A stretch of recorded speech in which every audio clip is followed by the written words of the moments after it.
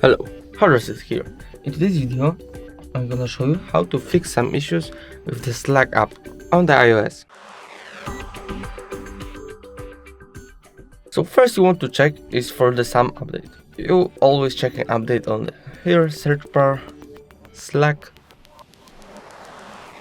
go here, you'll get Slack, and where is the open bar, there should be update bar. If you don't have update bar, that means your app is updated to newest version and everything should be good. But if the issue is still popping out and you still got this issue, there's two more ways to fix it. First way is go up to the settings, scroll all the way down, go to the apps, and in this search bar go to the Slack here.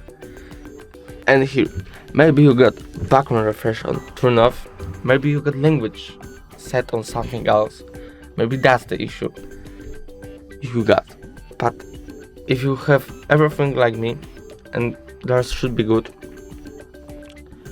maybe you just need go here,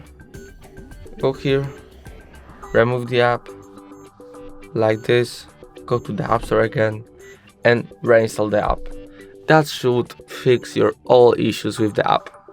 If the video was helpful, please leave a like and subscribe. Bye.